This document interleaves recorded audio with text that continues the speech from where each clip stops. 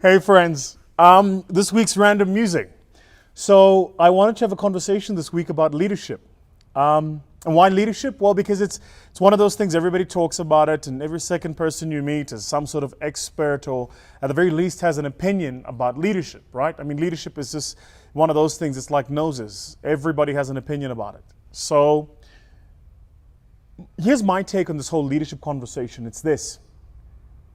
99% of the people that want to be the leader and envy the benefits of leadership don't have the mettle of what it takes to lead. That's why leadership is so difficult and so complex. Because when things are easy and times are certain and the direction is clear, it's easy to lead. In fact, you don't even need to lead. Things just kind of take care of themselves. But leaders are leaders and can only emerge as leaders when it's times of strife and difficulty and complexity, right? Maybe think about it this way. Why does the pilot get paid what he gets paid? My view is the pilot doesn't get paid to fly the plane. The pilot doesn't get paid to take off and to land. You know, they've got autopilot now, so the plane can do that itself. But why do you still need a pilot there? And why do pilots still talk about how many hours have you got on the job? Why is that still important? Because as passengers, we take comfort in knowing that if something goes wrong with this plane, if an engine blows up, or an engine seizes, or we hit a rough patch of turbulence, the person behind the wheel is going to know what to do. So if you think about that pilot, he's actually getting paid to manage difficulty and complexity. He's not getting paid to take off and land. Anyone can take off and land. It's like anyone can start a business and register and open a bank account and create a website, right? If you're a manager today in a large corporate, anyone can get a team and start giving out and dishing out instructions. But what really makes you a leader is how you step up when it's the time to step up. It's how your energy, your disposition, your approach changes and consistent with the time. Because the other thing leaders do is they act for their moment, right? In times of peace, the general who's the leader in the army acts for the time of peace. And so what he does is he maintains discipline. He ensures that his troops are well trained. He ensures that they've got the armor and that they continue to train and are battle ready all the time. But in times of war, the general gets paid what the general gets paid because somebody has to make the call. Someone has to choose tactics and strategy. Somebody has to say which target gets hit first. And somebody has to be willing to make the difficult decisions. That's why the general is the general. But if you think about it, almost all people that join the army want the rank of general. I'm not sure how many of them want the responsibility.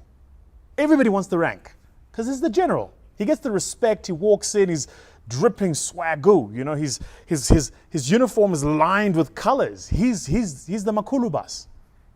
But when the pawpaw hits the fan, that's when his job starts. And that's the thing about leadership. Leadership starts when it's a time to lead. And until you've had a moment to lead, you can't call yourself a leader, right? And that's why leadership is not positional. You can have the job and still not be the leader. You can have the position and still not be the leader, because leadership is about how we behave and our energy that we bring in and our intensity and our disposition when it's a moment to lead.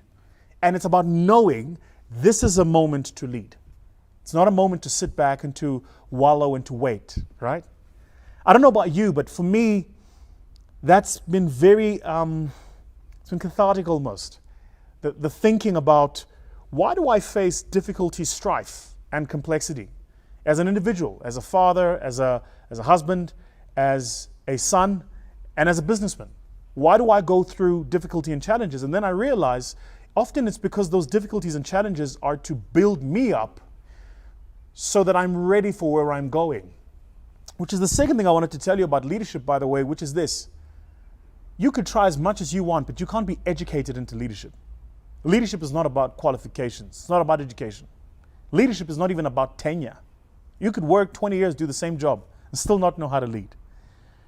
Leadership is about growing into and being groomed into the place. So you grow into the place. But how you grow into the place is you have to go through stresses. If you think about the concept of stress, it's like taking a piece of elastic and pulling it. When you pull the piece of elastic, what you do is you stretch it beyond its natural sense of comfort. You stress it, right? Same too with how you build anything, is you have to pull it and stress it beyond its natural place of comfort. That's how it builds leaders, is you have to be stressed and pulled beyond your natural place of comfort so that you can prove that I can operate at level 1, then level 2, then level 3, then level 4, then level 5. I can operate at all these levels and lead because I've been through the challenges of operating at those levels and I've had the opportunity to lead. Make sense? I don't know about you, but for me, that kind of thinking just like, it dawned on me and it hit me and it was like a big thing. I was like, wow, whoa, whoa. You only become a leader when it's the moment to lead. Until then, you're a manager, you're many things, but you're not a leader. You're just the guy in charge. And that's easy. You get the office, you got the key, you can come in. But you're only a leader when it's the moment to lead.